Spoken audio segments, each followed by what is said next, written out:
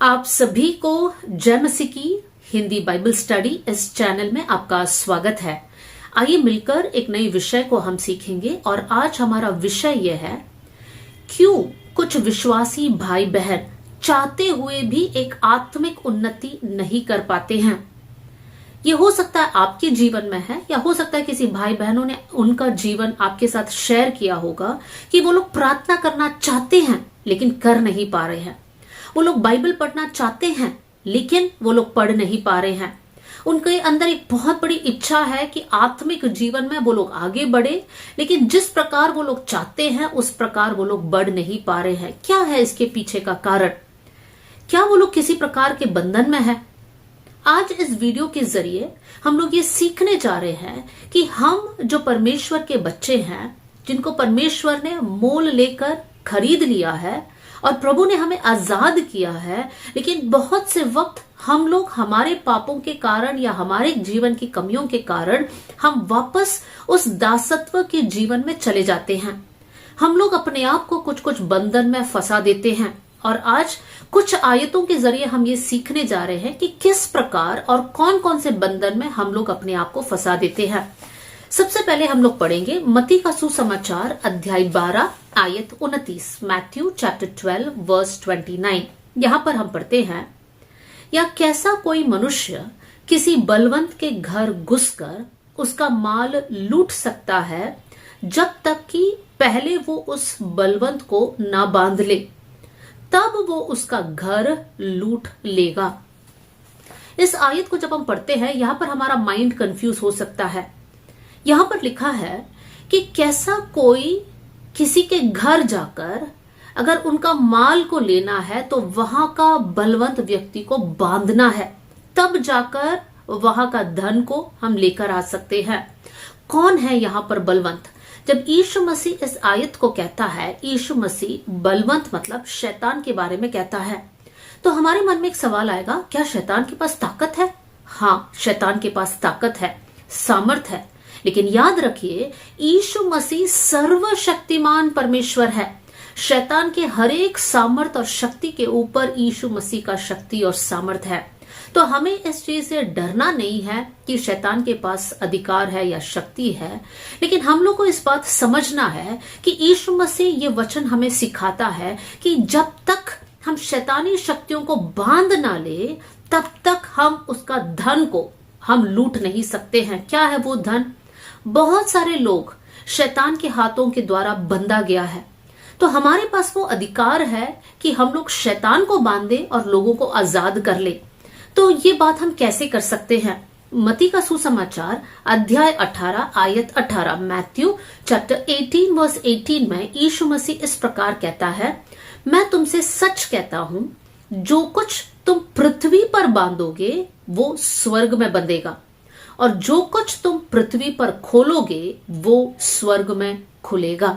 यीशु मसीह क्या कहता है कि हमारे पास वो अधिकार है कि जो कुछ हम पृथ्वी पर बांधेंगे वो स्वर्ग में बंधा जाएगा, जो कुछ हम पृथ्वी में खोलेंगे वो स्वर्ग में खुला जाएगा। क्या है इसका मतलब? इसका मतलब यह है कि परमेश्वर ने हमें सामर्थ दिया है, और वो सामर्थ जब हम लोग इस्तेमाल करते हैं, हम लोग प्रार्थना के जरिए पवित्र आत्मा से भरकर जब हम प्रार्थना करते हैं और हम किसी व्यक्ति के लिए प्रार्थना करें, प्रभु यीशु मसीह के नाम से सारे शैतानी ताकतें या सारे शैतानी बंधन उस व्यक्ति के जीवन से टूट जाए। जब हम लोग ऐसे प्रार्थना करते हैं, हम प्रार्थना करें वो बंधन खुल जाए तो वो स्वर्ग में खुला जाएगा। जब हम प्रार्थना करते हैं वो शैतानी शक्ति यीशु के नाम से बंधा जाए तो वो स्वर्ग में या आकाश मंडल में वो बंधा जाएगा। तो हमारे पास वो ताकत है, वो समर्थ है। परमेश्वर ने हमें मोल लेकर खरीद लिया है, हम आजाद लोग हैं। प्रभु ने हमें मृत्यु से, श्राप से, अलग अलग बंधन से हमें छुटकारा दिया है। लेकिन दुख की बात है कि बहुत से वक्त हमारे गलतियों के कारण, हमारे लापरवाही के कारण हम फिर से दासत्व में चले जाते हैं, फिर से हम गुलाम होकर रहते हैं। शैतान का बंधन हमारे जीवन में आ जाता है। आज कुछ आयतों को आपके सामने रखना चाहती हूं जहां से हम लोग इस बात को समझ सकते हैं कि शैतान के बंधन किस प्रकार होता है। तो आइए सबसे पहले हम लोग पढ़ेंगे भजन संहिता अध्याय 39 आयत 8, साम 39 वर्स 8। यहां पर हम पढ़ते हैं, मुझे मेरे सब अपराधों के बंधन से छुड़ा ले। यहां पर भजनकार क्या कहता है? भजनकार प्रार्थना करता है कि प्रभु मुझे अपराधों के बंधन से छुड़ा ले। इसका मतलब जब एक व्यक्ति अपराध करता है, पाप करता है, लेकिन पश्चाताप नहीं करता है, परमेश्वर से माफी नहीं मांगता है, तो उसके जीवन में एक बंधन आ जाता है। कौन सा बंधन? वो अपराध के द्वारा एक बंधन आ जाता है। एक और आयत को मैं उसके साथ जोड़ना चाहती हूं ताकि इस बात को और अच्छे से हम समझ सके। प्रेरितों की किताब अध्याय 8 आयत 23, एक्ट्स चैप्टर 8 वर्स 23। यहां पर हम पढ़ते हैं, क्योंकि मैं देखता हूं कि तू पित्त की सी कड़वाहट और अधर्म के बंधन में पड़ा है। कौन सा बंधन में? अधर्म के बंधन में। किसने ये शब्द को कहा और किससे कहा? जब हम लोग इस घटना को पढ़ते हैं, पतरस ने इस बात को शमौन से कहा, और ये शमौन है वो जादूकर शमौन जो प्रभु का वचन को सुना, विश्वास किया, बपतिस्मा लिया। अब वो विश्वासियों के संग में रहता है, लेकिन जब उसने देखा कि पतरस जब हाथ रखता है तो लोग पवित्र आत्मा को पा रहे हैं, तब ये जादूगर शमौन कहता है पतरस से कि मैं तुझे पैसे दूंगा या मैं तुझे धन दूंगा, ये वरदान मुझे भी दे दे। तब पतरस कहता है कि तेरे अंदर पित्त की सी कड़वाहट है और तू अधर्म के बंधन में पड़ा हुआ है। ये वचन कि अधर्म के बंधन में एक विश्वासी से कहा जा रहा है, जिसने विश्वास किया, बपतिस्मा लिया और विश्वासियों के संग में है। उस व्यक्ति से कहा जा रहा है कि तू अधर्म के बंधन में है। मतलब उसका जीवन का सोचने का तरीका, जीने का तरीका सही नहीं है। विश्वासी है, ठीक है, बपतिस्मा लिया, ठीक है, लेकिन जीवन सही नहीं है। मेरे प्रियो, हम सबको इस बात को याद करना है, अपराध का बंधन या फिर अधर्म का बंधन का मतलब यह है जब हम लोग हमारा जीवन को सही से नहीं जीते हैं, हमें पता है कि यह गलत है, फिर भी हम उस बात को करते हैं, तो हम हमारे जीवन में एक बंधन को लेकर आते हैं। एक व्यक्ति जब बंधा गया है तो उसके पास वो आजादी नहीं है, वो खुलकर जी नहीं पाता है, वो चलना चाहता है लेकिन वो चल नहीं पा रहा है, वो आगे बढ़ना चाहता है लेकिन वो बढ़ नहीं पा रहा है क्योंकि उसका जीवन बंधा हुआ है। तो जब एक व्यक्ति पाप करता है, अधर्म के काम करता है, तो उसका जीवन एक बंधन में है, तो वो चाहते हुए भी आगे नहीं बढ़ पाता है। मेरे प्रियो, दाऊद के बारे में भी इस आयत को मैं आपके सामने पढ़ना चाहती हूं। दाऊद के लिए हम पढ़ सकते हैं भजन संहिता साम 51 वर्स 14, 51 का 14। हे परमेश्वर, हे मेरे उद्धारकर्ता परमेश्वर, मुझे हत्या के अपराध से छुड़ा ले, तब मैं तेरे धर्म का जय जयकार करने पाऊंगा। यहाँ पर दाऊद क्या कहता है? मुझे मेरे हत्या की अपराध से छुड़ा ले, तब मैं जय जयकार करने पाऊंगा। मतलब अब दाऊद चाहता है कि वो प्रभु की जय जयकार करे, आराधना करे, लेकिन वो कर नहीं पा रहा है क्योंकि उसके जीवन के ऊपर एक अपराध है और वो है हत्या का अपराध। उसने बेतशेबा का हस्बैंड को खत्म कर दिया ताकि वो बेतशेबा को अपने पत्नी के रूप में लेकर आए। एक बड़ा अपराध दाऊद ने किया और अब दाऊद प्रभु से प्रार्थना करता है, प्रभु ये हत्या का अपराध मुझसे छुड़ा दे, मतलब मुझे माफ कर दे और तब मैं तेरी जय जयकार करूंगा। मेरे प्रियो, दाऊद माफी मांगता है और परमेश्वर माफ करता है। कितना ही धन्य बात है कि जब हम लोग हमारे अपराधों को समझते हैं, हम परमेश्वर से माफी मांगते हैं, परमेश्वर हमें माफ करने वाला परमेश्वर है और हम उस बंधन से छुटकारा पा सकते हैं। एक और एग्जाम्पल को मैं आपके सामने रखना चाहती हूं और वो है दूसरा इतिहास अध्याय 36 आयत 6, सेकंड क्रॉनिकल्स चैप्टर 36 वर्स 6। यहां पर हम पढ़ते हैं, उस पर बेबीलोन के राजा नेबुकदनेजर ने चढ़ाई की और बेबीलोन ले जाने के लिए उसको पीतल की बेड़ियां पहना दी। यहाँ पर कौन से राजा के बारे में बात किया जा रहा है? यहाँ पर यहोयाकीम राजा के बारे में बात किया जा रहा है। यहोयाकीम राजा जो यहूदा देश का राजा है, उस राजा को पकड़कर उसको भेड़िया पहनाकर, चेन्स पहनाकर उसको नेबुकदनेजर राजा लेकर जा रहा है। क्यों ये राजा के जीवन में बंधन है, क्यों ये राजा के पैरों में या हाथों में भेड़िया को डाला है? क्योंकि हिजकिय्याह राजा ने पाप किया। क्या था हिजकिय्याह राजा का पाप? क्योंकि नेबुकदनेस्सर राजा के देश के लोग या बेबीलोन के लोग जब हिजकिय्याह के पास आए तो हिजकिय्याह से जब अपना धन संपत्ति के बारे में पूछा, हिजकिय्याह ने सब कुछ दिखाया। हम बोल सकते हैं हिजकिय्याह ने एक दिखावा का पाप किया, जिसके कारण यही लोग वापस आकर उस देश पर हमला करते हैं और राजा और साथ में लोगों को गुलाम बनाकर बेबीलोन देश में लेकर जाता है। क्या है उनका अपराध? उनका अपराध यह है, उन्होंने दिखावा किया। मेरे प्रियो, कितनी बार हम लोग पाप करते हैं। हम लोग जानबूझकर झूठ बोलते हैं, हम लोग जलन रखते हैं, नफरत रखते हैं, दिखावा करते हैं। कितनी बार हम लोग हमारे अचीवमेंट्स को, या हमारे बच्चे क्लास में फर्स्ट आए या फिर रनिंग में फर्स्ट आए, तुरंत हम उसको मीडिया में डाल देते हैं, एक दिखावा कर देते हैं। मेरे प्रियो, हमें सोचना है कि सब लोग हमसे खुश नहीं होते हैं। कुछ लोग सिर्फ नाम के लिए तारीफ करते होंगे या लाइक्स करते होंगे, लेकिन सच में उनका हृदय आपके साथ नहीं होगा। आप शैतान को एक मौका दे रहे हैं कि शैतान आपकी लाइफ पर हमला करे। जो कुछ आपने पाया है, जो कुछ आपने हासिल किया है, याद रखिए वो सिर्फ और सिर्फ परमेश्वर के अनुग्रह के कारण है। तो जो भी तारीफ देना है, जो भी प्रशंसा करना है, वो हमारा नहीं है, वो परमेश्वर का है। तो हमारे लाइफ में दिखावा नहीं होना चाहिए। जब हम लोग वस्त्र पहनते, कपड़े पहनते, जब हम शादियों में जाते हैं या किसी पार्टी में जाते हैं, तो हमारे जीवन में कभी भी ये सोच नहीं होना चाहिए मैं थोड़ा सा दिखावा करूं, थोड़ा सा किसी को इम्प्रेस करूं। ये सारी बातें जब हम करते हैं, हम लोग कहीं ना कहीं अनजाने में कुछ अदृश्य बंधन के अधीन हो जाते हैं। उसके बाद हम लोग देख पाते हैं कि हमारे आत्मिक जीवन में हम आगे नहीं बढ़ पा रहे हैं। मेरे प्रियो, बहुत सारे लोग इसका एहसास उनको नहीं होता है। वो लोग यही सोचते हैं कि क्यों हम बढ़ नहीं पा रहे हैं, लेकिन उसका पीछे का कारण यह है क्योंकि हमारे जीवन में अपराध है, क्योंकि हमारे जीवन में छिपा हुआ पाप है। तो हम क्या करें? हम प्रभु के सामने नम्र हो जाए, दीन हो जाए, प्रभु से प्रार्थना करें, प्रभु मुझ पर दया कर, प्रभु मुझ पर तरस कर। जितने भी अपराध मेरे जीवन में है, जितने भी पाप प्रभु मैंने तेरे खिलाफ किया है, मुझे माफ कर देना। जब हम ऐसे प्रार्थना करेंगे, परमेश्वर हमें माफ करेगा और उस अदृश्य बंधन से हमें छुड़ा देगा। दूसरी बात, किस प्रकार का बंधन हमारे जीवन में आ सकता है? हम पढ़ेंगे भजन संहिता 119 आयत 61, साम 119 वर्स 61। यहां पर हम पढ़ते हैं, मैं दुष्टों की रस्सियों से बंध गया हूं। भजनकार क्या कहता है? मैं दुष्टों की रस्सियों से, दुष्टों के पास रस्सी है।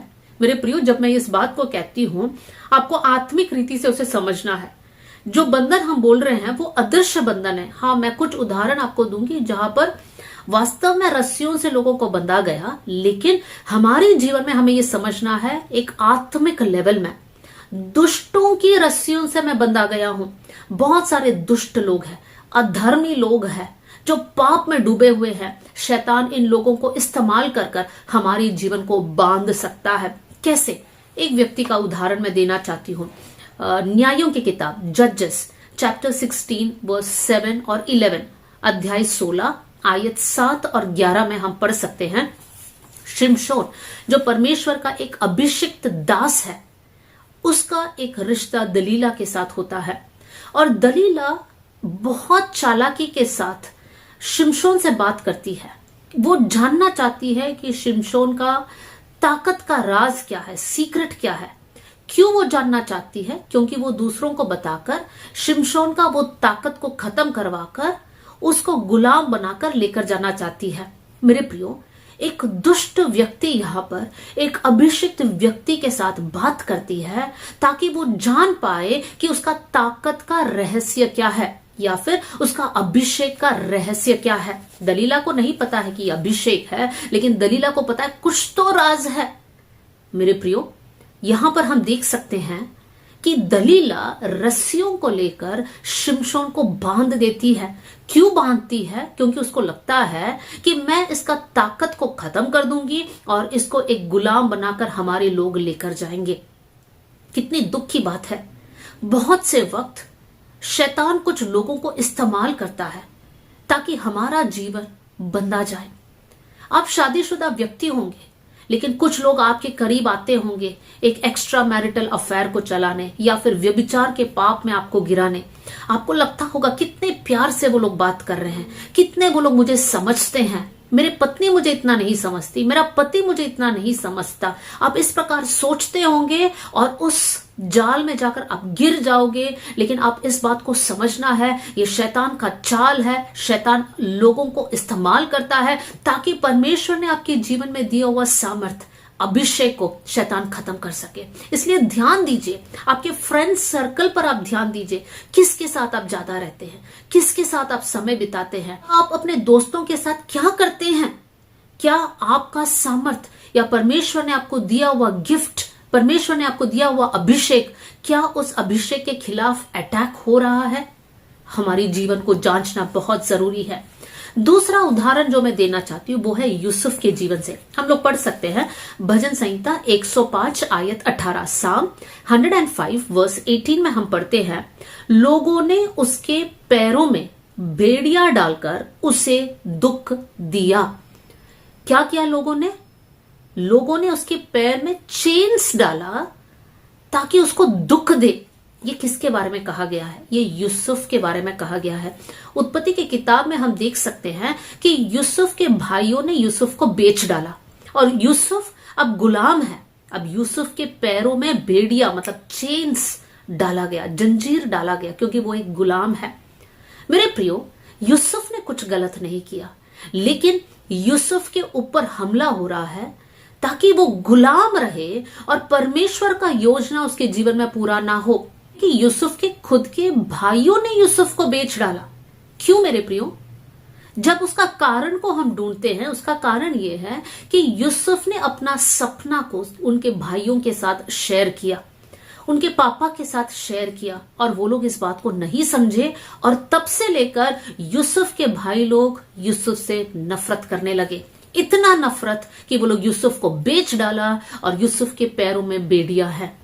मेरे प्रियो, यहां पर हम देख सकते हैं शैतानी ताकतें ये चाहता है कि यूसुफ गुलाम बन के रहे, लेकिन परमेश्वर का योजना यूसुफ के जीवन में यह है कि वो अधिकारी बने। और परमेश्वर की योजना उस व्यक्ति के जीवन में पूरा होता है जो अपना जीवन को सही रखता है, पवित्रताई में आगे बढ़ाता है। हम देख सकते हैं यूसुफ ने अपना जीवन को पवित्र रखा।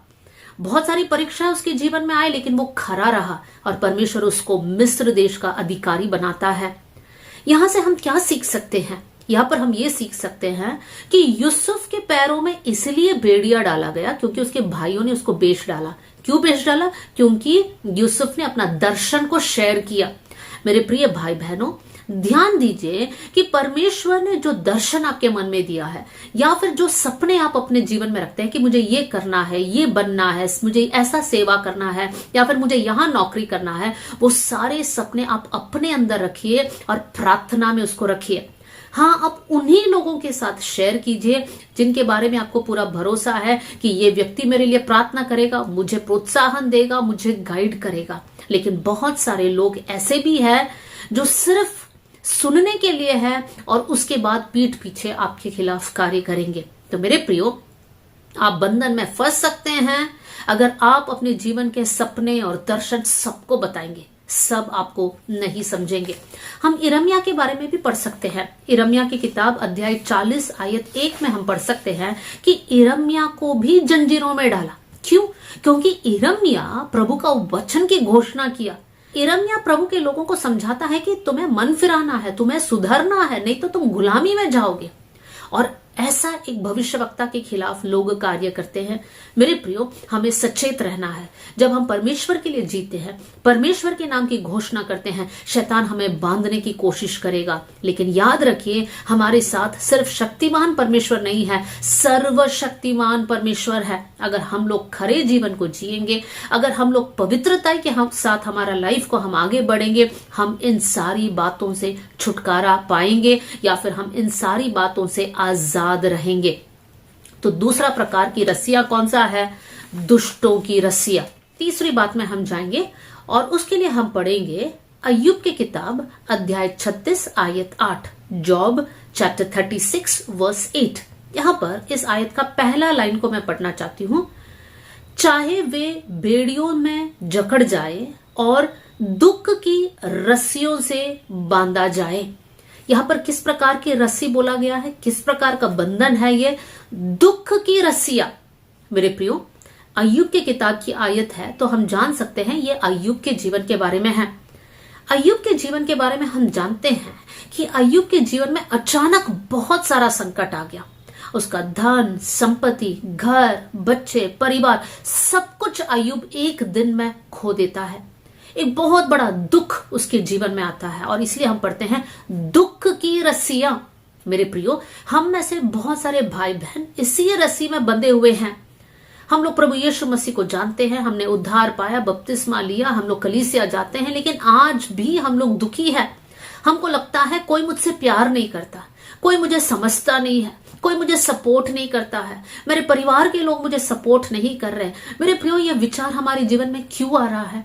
अगर कोई आपसे प्यार नहीं करता कर आपको लगता है तो परमेश्वर है जो आपको निस्वार्थ होकर आपसे प्रेम करता है। परमेश्वर शर्त बिना आपसे प्रेम करता है, तो क्यों आप दुखी हैं, क्यों आप उदास हैं? मेरे प्रियो, शैतान का चाल यह है कि दुख की रस्सियों में आपको बांधा जाए। पौलुस और सीलास के बारे में हम जानते हैं कि उनको जेल में डाला गया, वो लोग जंजीरों में थे, उससे पहले उन लोग बहुत मार खाए, उनको घसीटा गया। उन लोग क्या करना चाहिए? दुखी होकर बैठना चाहिए, लेकिन वो लोगों ने इस बात को ठान लिया कि हम दुखी नहीं होंगे। उस समय में भी, आधी रात के समय में भी वो लोग परमेश्वर की आराधना कर रहे हैं। चॉइस आपका है, आप दुखी होकर बैठना चाहते हैं या फिर आप आराधना करना चाहते हैं। शैतान चाहता है कि आप दुखी होकर रहे, लेकिन मेरे प्रियो, हमारे पास वो ऑप्शन है या फिर वो रास्ता है कि हम दुख से हटकर हम लोग आराधना करें, ताकि हम परमेश्वर की सामर्थ को पाए, परमेश्वर की उपस्थिति में हम समय बिताए, ताकि परमेश्वर अपनी आनंद से हमें भर दे। आप क्या करना चाहते हो? दुखी रहना चाहते हो या परमेश्वर में आनंदित होकर रहना चाहते हो? शैतान क्या चाहता है? शैतान चाहता है कि आप दुखी रहे, आप उदास रहे, आप डिप्रेशन में चला जाए, आपको एंजाइटी हो। लेकिन आज मैं ये कहना चाहती हूँ, प्रभु का बेटा हो, प्रभु की बेटी हो, आप खड़े हो जाइए, आप एक आराधना करने वाले एक व्यक्ति बन जाए। परमेश्वर आपके जीवन में से हर एक दुख को हटा देगा। परमेश्वर आपके जीवन में से वो दुख का कटोरा को हटाकर हर्ष से आपको ओढ़ देगा, हर्ष की ओढ़नी से आपको ओढ़ देगा। हम लोग आगे बढ़ेंगे, कैसे बंधनों में शैतान हमें फंसाना चाहता है। नेक्स्ट है, हम पढ़ेंगे भजन संहिता 116 आयत 3। मृत्यु की रस्सियां मेरे चारों ओर थी। फिर भजन संहिता 18 का 4, 18 वर्स 4। मृत्यु की रस्सियों से मैं चारों ओर गिर गया हूं। वर्स 5 में हम पढ़ते हैं, 5वीं आयत वर्स 5, पाताल की रस्सियां मेरे चारों ओर थी। यहां पर हम क्या पढ़ रहे हैं? मृत्यु की रस्सियां, पाताल की रस्सियां। मेरे प्रियो, शैतान चाहता है कि प्रभु के लोग को खत्म किया जाए। इसलिए यूहन्ना 10 के 10, जॉन 10:10 में हम पढ़ते हैं, चोर इसलिए आता है कि वो चोरी करे, घात करे और नष्ट करे। नष्ट के लिए जो इंग्लिश शब्द है वो है to kill, to steal, kill and destroy. मतलब शैतान क्या चाहता है? ये चाहता है कि प्रभु के लोगों को खत्म कर दिया जाए, उनका नाश किया जाए, उनको घात करे। मेरे प्रियो, बहुत से वक्त हम इस बात को समझ नहीं पाते हैं, क्योंकि हम लोग खुद हमारे जीवन में ही इस मृत्यु की रस्सियों को बांध देते हैं। कैसे बांध देते हैं? नीति वचन में एक आयत है, नीति वचन 18 का 21, प्रोवर्ब्स 18:21 में, कि हमारे जीभ में मृत्यु और जीवन दोनों का सामर्थ है। आप जीवन बोलोगे तो आप जीवन का सामर्थ को अनुभव करोगे, आप मृत्यु के शब्द बोलोगे तो आपके जीवन में मृत्यु की बातें घटेगी। बहुत से वक्त हम इस बात को नहीं समझते, कितनी बार हम नेगेटिव बोलते हैं। मेरे प्रियो, इस बात को जरा चेक कर लीजिए। पिछले दिनों में क्या कभी आपने कहा मैं जीवन से थक गई हूं, मैं मरना चाहती हूं, मेरा जीने का कोई मतलब ही नहीं है, मैं घर छोड़कर भाग जाऊंगी? क्या ऐसे ऐसे शब्द हमारे मुंह से निकला है? मेरे प्रियो, हर शब्द में सामर्थ है। हम हो सकता है अनजाने में बोल दिया होगा, या बहुत गुस्से में बोल दिया होगा, या दुखी होकर बोल दिया होगा, लेकिन जो भी हमने बोला है उसके पीछे एक ताकत है जो हमारे जीवन को नाश कर सकता है। ये शैतान का चाल है कि शैतान हमें मृत्यु की रस्सियों से हमें बांध दे। लेकिन हमें सतर्क रहना है, सचेत रहना है। बाइबल में से एक उदाहरण को मैं देना चाहती हूँ जहां पर लोग कहते हैं कि भला होता कि हम मर जाते, और उनके साथ वैसे ही हुआ। कौन है ये लोग? हम लोग पढ़ेंगे गिनती के किताब अध्याय 14 आयत 2, नंबर्स 14 वर्स 2। यहां पर इजरायली लोग कुड़कुड़ा रहे। देखिए क्या बोलते हैं। इजरायली लोग बोल रहे हैं, भला होता कि हम मिस्र ही में मर जाते या इस जंगल में ही मर जाते हैं। देखिए, परमेश्वर ने मूसा के द्वारा इजरायली लोगों को मिस्र देश में से छुड़ाकर लेकर आया।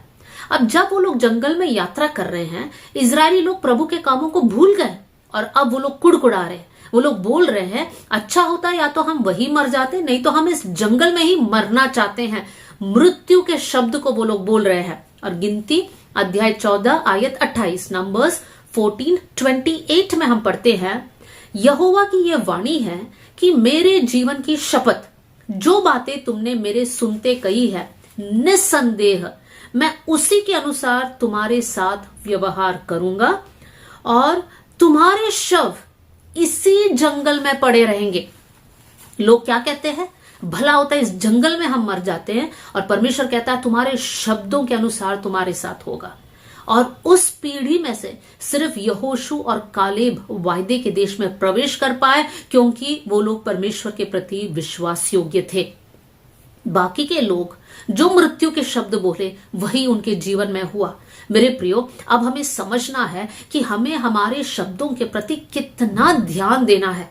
परमेश्वर हमारे हर एक शब्द का लेखा हमसे लेगा। तो ध्यान दीजिए कि आप क्या बोलते हैं। बच्चों के खिलाफ कुछ मत बोलिए। ऐसे मत बोलिए कि तू कभी नहीं सुधरेगा या तेरा साथ कभी अच्छा नहीं होगा। जब आप ऐसे शब्द बोलते हैं तो वही उनके साथ होगा।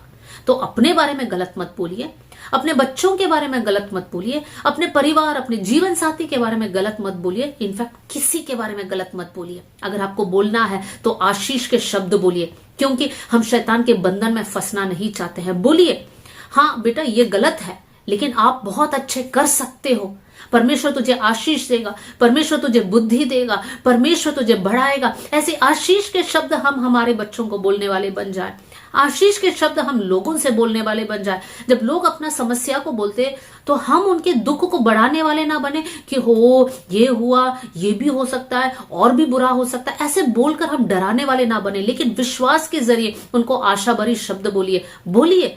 नहीं, परमेश्वर आपकी लाइफ में कार्य करेगा, आप इस प्रॉब्लम से बाहर निकलोगे, परमेश्वर कार्य करेगा, परमेश्वर आपको आशीष देगा। हम प्रार्थना करेंगे, इस प्रकार के आशा भरी शब्द बोलकर उनके लिए प्रार्थना कीजिए। तो कौन सा है जो रस्सी आज हमने सीखा?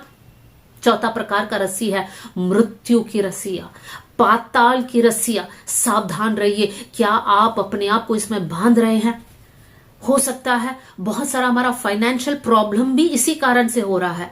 हम बहुत से वक्त बोलते हैं हमारे पास पैसे नहीं है, पता नहीं कहां से आएगा, पता नहीं इस कर्ज से हम निकलेंगे नहीं निकलेंगे। और मेरे प्रियो, आज आप स्ट्रगल कर रहे हैं, उन सारे शब्दों के लिए आप माफी मांग लीजिए और यीशु मसीह के नाम से वो सारे शब्दों का सामर्थ्य जो आपके लाइफ में काम कर रहा है उन सबको तोड़ दीजिए। आप प्रार्थना कैसे करोगे? आप ऐसे करोगे, प्रभु यीशु मसीह के नाम से हर एक गलत शब्द का सामर्थ्य जो मेरे लाइफ के ऊपर कार्य कर रहा है वो यीशु के नाम से मैं तोड़ देती हूँ। मेरे प्रियो, यीशु मसीह के नाम में सामर्थ्य है। जब आप यीशु के नाम लेकर प्रार्थना करोगे वो सारी ताकत, वो सारे बंधन टूट जाएगा। लास्ट में एक और आयत बोलना चाहती हूँ, यशायाह 28:22, आइजाया चैप्टर 28 वर्स 22।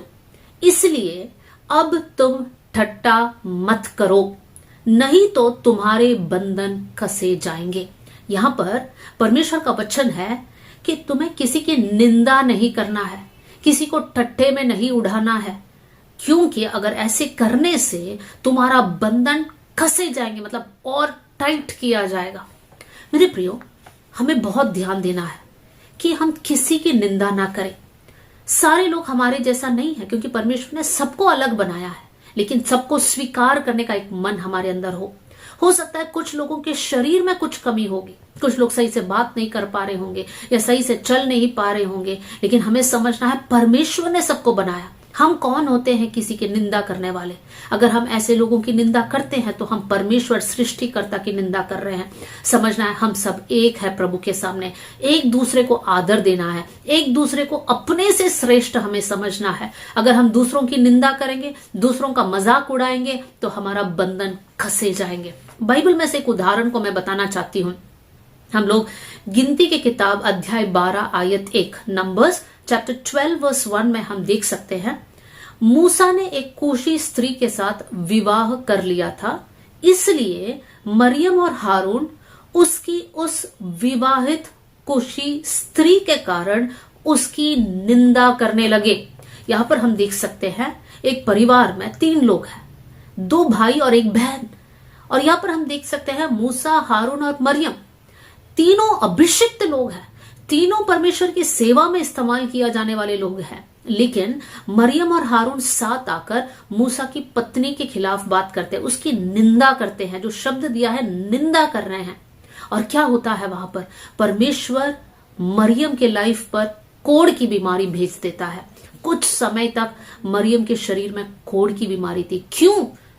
क्योंकि उसने निंदा की। मेरे प्रियो, हमें ध्यान देना है। हम जिस कलीसिया में जाते हैं, पास्टर्स की निंदा ना करें, विश्वासियों की निंदा ना करें। कौन कैसे गाता है, कौन कैसी आराधना करता है, कौन कैसी प्रार्थना करता है, कौन कैसे रोता है, कौन कैसे हंसता है, इन सारी बातों के ऊपर टिप्पणी करने वाले हम कोई नहीं होते हैं मेरे प्रियो। हमारा जीवन को भय के साथ हमें जीना है, हमारे शब्दों पर ध्यान देना है। अगर हम किसी की निंदा करते हैं, किसी का मजाक उड़ाते हैं, ठट्टा करते हैं ताकि वो लोगों को चोट पहुंचे, तो मेरे प्रियो परमेश्वर हमारे खिलाफ कार्य करेगा।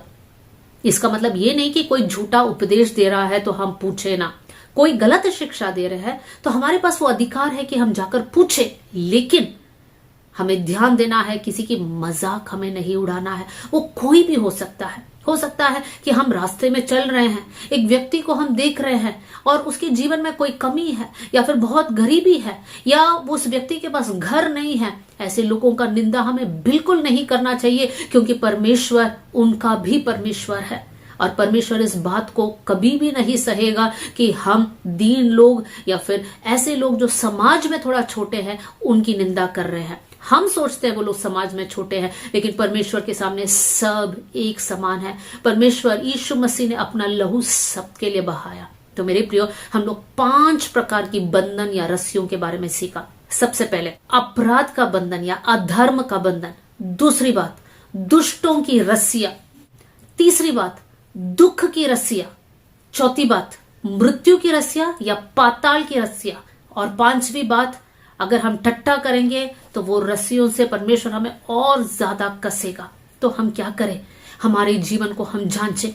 अगर हमने ऐसा कोई भी काम किया है जिसके कारण हमारे जीवन में वो अदृश्य बंधन है या वो रस्सियों से हम लोग बंधे गए हैं, आज प्रार्थना करें, पश्चाताप करें, प्रभु से माफी मांगे। परमेश्वर आपको छुटकारा देगा, परमेश्वर आपको बचाएगा और आप खुलकर अपने आत्मिक जीवन को जी पाएंगे। आइए हम लोग प्रार्थना करें। स्वर्गीय पिता, आज का वचन के लिए मैं धन्यवाद देती हूँ। ये वचन सुनने वाले हर एक भाई और बहन के जीवन में आप कार्य करना।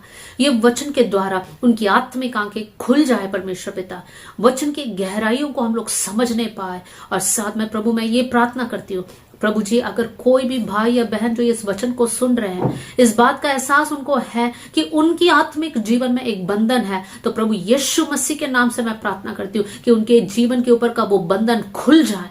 प्रभु, आपका वचन में लिखा है, जो भी हम इस पृथ्वी में खोलेंगे वो स्वर्ग में खुला जाएगा। प्रभु यीशु मसीह के नाम से हर एक का बंधन खुल जाए प्रभु जी। हालेलुया। प्रभु यीशु मसीह के नाम से एक छुटकारा और चंगाई लोग प्राप्त करें। प्रभु, हमारे अधर्म के पाप प्रभु जी या हमारे कोई भी पाप हमें बंधन में फंसा ना दे। थैंक यू प्रभु, आपने हमारी प्रार्थना सुन लिया।